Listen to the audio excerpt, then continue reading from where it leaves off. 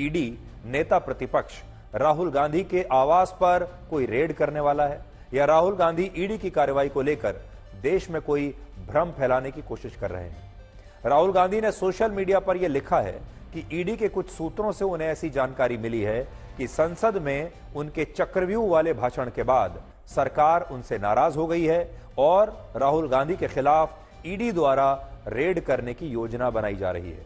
और इस social media post में उन्होंने ईडी को भी टैग किया है और लिखा है कि वो ईडी के अधिकारियों का बेसब्री से इंतजार कर रहे हैं। उनके लिए चाय और बिस्किट का इंतजाम उन्होंने किया है और वो लिख रहे हैं कि मैं चाय और बिस्किट के साथ ईडी के अधिकारियों का इंतजार कर रहा हूं। यहां दो बातें नोट करने वाली है। पहला ये कि राहुल गांधी ने यह दावा ऐसे समय में किया है जब वो दिल्ली में मौजूद नहीं है, बल्कि वो केरल के वायनाड में है और यह सोशल मीडिया पोस्ट उन्होंने वायनाड से लिखा है। दूसरी बात, इस पोस्ट की टाइमिंग क्या है वो भी बड़ी महत्वपूर्ण है।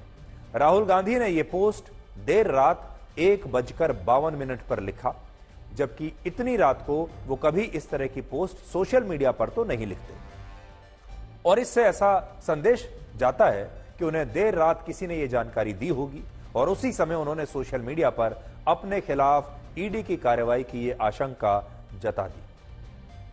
तो यहां बड़ी बात यह है कि रात में लगभग 2 बजे राहुल गांधी ऐसा सोशल मीडिया पोस्ट लिख रहे हैं और वो इस समय वायनाड में गए हुए हैं, दिल्ली में भी नहीं है। दोनों ही बातें एक ही तरफ इशारा करती हैं कि वो ये जानकारी मिलने के बाद, अगर ये जानकारी उन्हें किसी ने दी है तो वो बहुत ही उससे शायद परेशान हो गए और उन्होंने बिना समय गंवाए रात में ठीक 2 बजे के आसपास ये सोशल मीडिया का पोस्ट लिखा। और वो चाहते तो वायनाड से दिल्ली आने तक का इंतजार कर सकते थे। उन्होंने वायनाड में रहते हुए रात में 1:52 के आसपास ये पोस्ट किया है। इससे आप समझ सकते हैं कि राहुल गांधी ने इस पूरे मामले को कितना गंभीरता से लिया है और इस मामले ने, इस जानकारी ने उन्हें कितना चिंता में डाल दिया होगा। लेकिन बड़ा सवाल फिर भी यही है कि राहुल गांधी को यह जानकारी दी किसने? ये जानकारी जिसने उन्हें इतना चिंता में डाल दिया, जिसके लिए उन्होंने सुबह का इंतजार नहीं किया, अपने दिल्ली लौटने का इंतजार नहीं किया, ये जानकारी कहां से आई होगी? इसके अलावा राहुल गांधी का यह भी कहना है कि उनके खिलाफ ये योजना इसलिए बनाई जा रही है क्योंकि उन्होंने संसद में जो भाषण दिया था उसमें उन्होंने कहा था जैसे महाभारत में 6 लोगों के चक्रव्यूह ने अभिमन्यु को मारा, ठीक वैसे ही बीजेपी और प्रधानमंत्री मोदी का चक्रव्यूह आज के भारत को मार रहा है। और यह भाषण उन्होंने 29 जुलाई को दिया था और आज 2 अगस्त को उन्होंने अपने खिलाफ ईडी की रेड का यह दावा किया है और वो कहते हैं कि ये रेड जो होने वाली है संभावित या जिसकी उन्हें आशंका है वो इस भाषण की वजह से हो रही है। तो हम जरा ये भी देख लेते हैं ये कौन सा भाषण है राहुल गांधी का जिसके बारे में वो कहते हैं कि बड़ा क्रांतिकारी भाषण था और ऐसा क्रांतिकारी भाषण था कि ये सुनकर सरकार बिल्कुल हिल गई और इसलिए उन्होंने ये सोचा कि राहुल गांधी पर अब ईडी की रेड डाली जाए। एक नया चक्रव्यूह तैयार हुआ है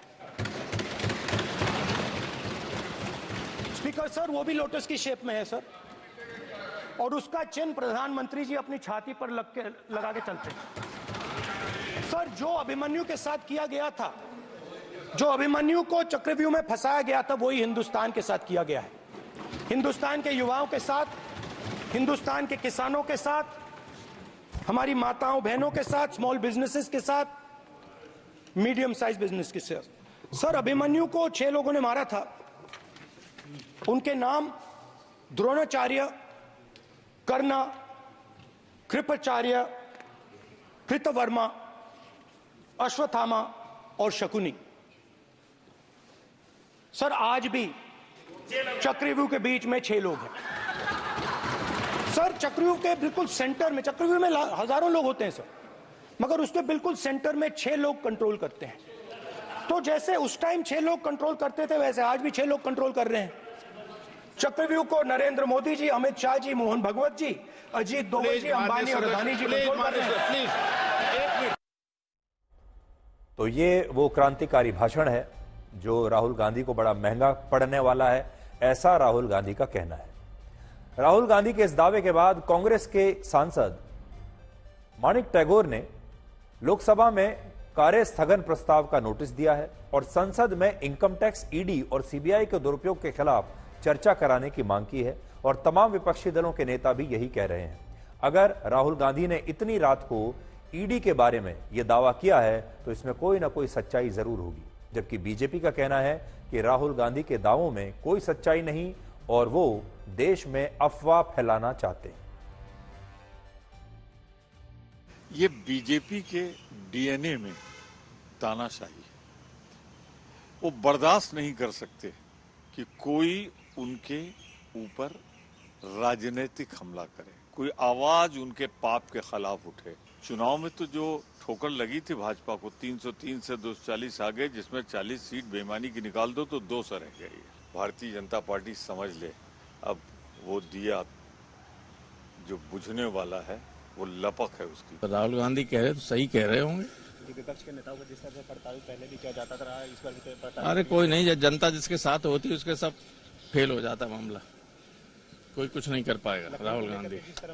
अब वायनाड से 2 बजे रात में वहां से अफवाह फैलाते हैं, झूठ की खेती करते हैं, झूठ का नैरेटिव करते हैं, ये डेमोरलाइज हैं, इसलिए ये झूठा अफवाह फैलाए हैं। हाउस चल रहा है, लीडर ऑफ अपोजिशन का काम है हाउस के अंदर अपनी बातों को ताकत से रखना, लेकिन झूठ की बात तो भरम ही फैलाते हैं ना। मुझको लगता है कि ये उनका political statement, ED disproportionate assets हो या इस तरह की मनी लॉन्ड्रिंग हो या कुछ हो तो उसके अंदर इंटरवीन करती है। मुझे नहीं लगता राहुल जी के कोई इस तरह के कनेक्शंस हैं और ये पब्लिसिटी लेने के लिए ज्यादा किया गया। पॉलिटिकल वेंडिटा तो कांग्रेस के राज में कितने हुए हैं। तो आप देखिए कि कांग्रेस पार्टी अब इस पूरे मुद्दे को एक अलग स्तर पर लेकर जाना चाहती है और इसीलिए उनके सांसद माणिकम टैगोर ने यह प्रस्ताव दिया है सदन में कि वो चाहते हैं, यानी कांग्रेस पार्टी चाहती है कि अब संसद में ईडी के दुरुपयोग पर, सीबीआई के दुरुपयोग पर, इनकम टैक्स के दुरुपयोग पर चर्चा कराई जाए। अब आप ये देखिए कि क्या राहुल गांधी सच बोल रहे हैं या फिर वो कोई राजनीति करने की कोशिश कर रहे हैं। राहुल गांधी के खिलाफ इस समय कुल मिलाकर 17 आपराधिक मामले लंबित हैं, जिनमें एक ही मामला ऐसा है जिसमें ईडी का कोई हस्तक्षेप है या जिसमें ईडी उनके खिलाफ जांच कर रहा है, और यह मामला है नेशनल हेराल्ड का मामला। इस मामले में राहुल गांधी और उनकी मां सोनिया गांधी को वर्ष 2015 में दिल्ली की एक अदालत से अंतरिम जमानत मिल चुकी है। और अगर राहुल गांधी ये दावा कर रहे हैं कि ईडी उनके खिलाफ कार्रवाई करने की कोई योजना बना रहा है, तो संभव है कि यह कार्रवाई नेशनल हेराल्ड केस को लेकर ही हो सकती है, क्योंकि यह केस अभी समाप्त नहीं हुआ है, इसकी जांच चल रही है, यह लंबित है। और इस मामले में वर्ष 2022 में राहुल गांधी और सोनिया गांधी से ईडी ने कई बार पूछताछ की थी, और यह वो मामला है जिसे रद्द कराने के लिए राहुल गांधी और सोनिया गांधी ने सुप्रीम कोर्ट में भी एक याचिका दायर की थी, जिसे सुप्रीम कोर्ट ने खारिज कर दिया था। इसके अलावा इस मामले में उन पर जिस तरीके के गंभीर आरोप लगे हैं, उससे हो सकता है कि राहुल गांधी को अपने खिलाफ ईडी की रेड का यह डर सता रहा हो, क्योंकि अब चुनाव भी हो चुके हैं। इससे भी महत्वपूर्ण बात यह है कि इस मामले में दिल्ली हाई कोर्ट ने राहुल गांधी, सोनिया गांधी और उनके खिलाफ मुकदमा करने वाले बीजेपी के नेता सुब्रमण्यम स्वामी को 4 हफ्तों के अंदर अपना लिखित जवाब देने को कहा है, और इस मामले में 29 अक्टूबर को अगली सुनवाई होनी है।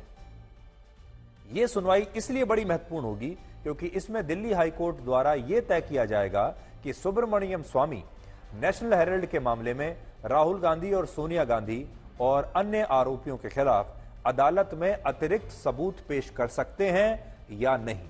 और अगर हाईकोर्ट ने सुब्रमण्यम स्वामी को यह अनुमति दे दी तो राहुल गांधी और सोनिया गांधी के खिलाफ ईडी की जांच तेज हो जाएगी, या यह मामला इससे भी और ज्यादा बड़ा हो सकता है और उनकी मुश्किलें बढ़ सकती हैं। सब कुछ इस बात पर निर्भर करता है कि कौन से नए सबूत अदालत में पेश किए जाएंगे।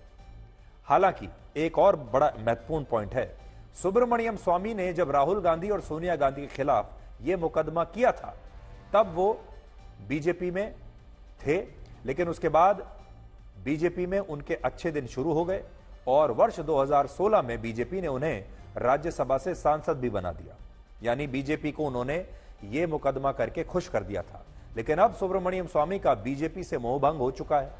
अब बीजेपी से उनकी बनती नहीं, प्रधानमंत्री मोदी से उनकी नहीं बनती। वो अक्सर प्रधानमंत्री मोदी के बारे में और मोदी सरकार के खिलाफ लगातार सोशल मीडिया पर कहते रहते हैं और लगातार बयानबाजी करते रहते हैं वो मोदी के खिलाफ, अमित शाह के खिलाफ और उनकी सरकार के खिलाफ। और ऐसा माना जाता है कि आजकल वो ममता बनर्जी के काफी करीब हैं और टीएमसी कांग्रेस के इंडिया गठबंधन का हिस्सा है। यानी अब ये इक्वेशन बदल चुका है।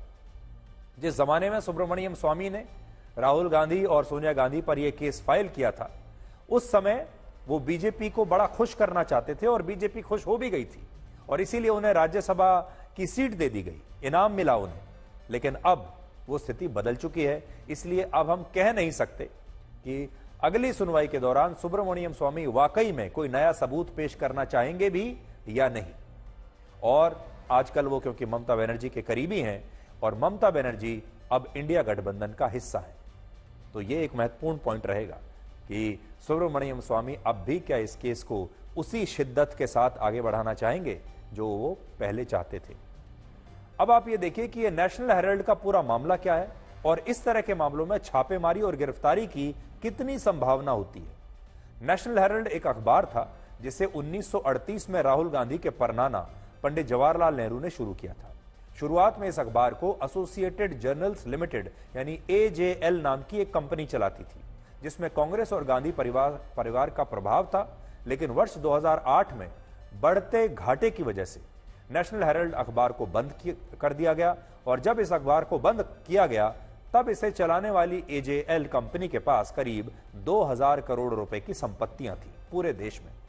आरोप है कि उस समय कांग्रेस ने इस कंपनी को पार्टी फंड से बिना ब्याज के 90 करोड़ रुपए का लोन दिया और फिर सोनिया गांधी और राहुल गांधी ने यंग इंडियन लिमिटेड नाम से एक नई कंपनी बनाई और इसके बाद इस कंपनी को एजेएल को दिए गए लोन के बदले में कंपनी की 99% हिस्सेदारी मिल गई और इस तरह 90 करोड़ रुपए के लोन से एजेएल की 2000 करोड़ रुपए की संपत्तियां यंग इंडियन नामक कंपनी की हो गई, यानी एक तरीके से सोनिया गांधी और राहुल गांधी की हो गई, क्योंकि ये वही कंपनी है जिसमें सोनिया और राहुल गांधी की 38% की हिस्सेदारी है, जबकि बाकी के 24% शेयर कांग्रेस के अन्य नेताओं के पास हैं।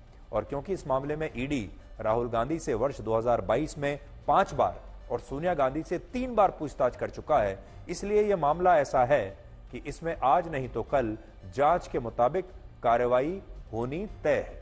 लेकिन यह कार्रवाई कोई रेड होगी, यह कोई पुख्ता तौर पर कह नहीं सकता कि यह कार्रवाई किस रूप में होगी। एक बड़ा सवाल यह भी है कि जब ईडी ने इस मामले में 2 साल पहले सोनिया और राहुल गांधी से पूछताछ कर ली है, तो अब 2 साल के बाद ईडी राहुल गांधी पर रेड क्यों करेगा? 2 साल के बाद जब यह मामला इतना पुराना हो चुका है, कई वर्षों पुराना हो चुका है, तो अगर ऐसे में इतने वर्षों के बाद अगर ईडी की नींद टूटी है और वो राहुल गांधी पर कोई रेड करना चाहता है, तो इस रेड में उन्हें क्या मिलेगा? अब तक तो सब कुछ साफ हो चुका होगा, अब तक तो सारी सफाई हो चुकी होगी। इसलिए अगर ईडी ऐसा कोई कदम उठाता भी है इस मामले में, अगर कोई नया मामला है तो हम कह नहीं सकते, लेकिन इस मामले में अगर कोई कदम उठाता है तो यह बेकार का कदम होगा, क्योंकि इतने वर्षों के बाद कोई भी आरोपी सारे सबूत लेकर अपने घर में बैठा नहीं होगा। वर्ष 2019 में केंद्र सरकार ने ईडी को और भी ज्यादा ताकतवर बनाया था और उसे 5 बड़े अधिकार दे दिए थे, जिनमें ईडी अब अपनी तरफ से भी एफआईआर दर्ज कर सकता है। ईडी के अफसर किसी भी व्यक्ति को बिना वारंट के गिरफ्तार कर सकते हैं। ईडी को रेड करने की पूरी आजादी है और उसे इसके लिए किसी से कोई अनुमति लेने की आवश्यकता नहीं है। और ईडी के मामलों में गवाहों के बयान को सबूत मान लिया जाता है। और सबसे बड़ी बात यह कि राहुल गांधी अब लोकसभा में भारत के नेता प्रतिपक्ष हैं और वो एक बहुत बड़े संवैधानिक पद पर बैठे हुए हैं, और इसके बावजूद अगर ईडी उनके खिलाफ कार्रवाई करता है तो इसके लिए ईडी को लोकसभा स्पीकर से या सरकार से कोई अनुमति लेने की आवश्यकता नहीं होगी, क्योंकि आपराधिक मामलों में ईडी को रेड करने की, गिरफ्तार करने की और जांच करके आरोपियों की संपत्ति को कुर्क करने की पूरी स्वतंत्रता है। हालांकि अभी सरकार और बीजेपी यही कह रहे हैं कि राहुल गांधी देश में अफवाह फैला रहे हैं और ऐसा कुछ होने वाला नहीं है। लेकिन आज आपको प्रधानमंत्री मोदी का एक पुराना बयान मैं सुनवाना चाहता हूं, जिसमें उन्होंने इस बार के चुनाव में 22 मई को, जब चुनाव प्रचार चल रहा था इस बार का, तब 22 मई को दिल्ली के एक रैली में कहा था कि जिसने लूटा है उसे लौटाना पड़ेगा और नेशनल हेराल्ड के घोटाले में भ्रष्टाचारियों से पाई पाई वसूली जाएगी। उन्होंने खास तौर पर नेशनल हेराल्ड घोटाले का नाम लेकर यह बात कही थी और यह पुरानी बात नहीं है, सिर्फ चुनाव से कुछ दिन पहले की बात है। शराब घोटाले की कमाई हो या फिर नेशनल हेराल्ड घोटाला हो, भ्रष्टाचारियों से पाई पाई वसूली जाएगी।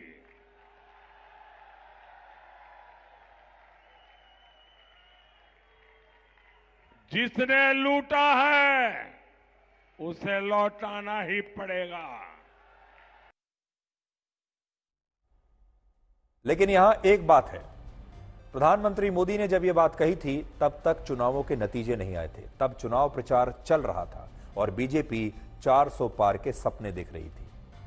दूसरी बात यह है कि आज के राहुल गांधी पुराने राहुल गांधी नहीं है, अब राहुल गांधी बदल चुके हैं और चुनाव के बाद तो खासतौर पर पूरे देश ने राहुल गांधी में काफी नए बदलाव देखे हैं। सबसे बड़ा बदलाव यह है कि उनके अंदर एक नए प्रकार का आत्मविश्वास दिखाई देता है और यह आत्मविश्वास उनकी पार्टी में भी दिखाई देता है।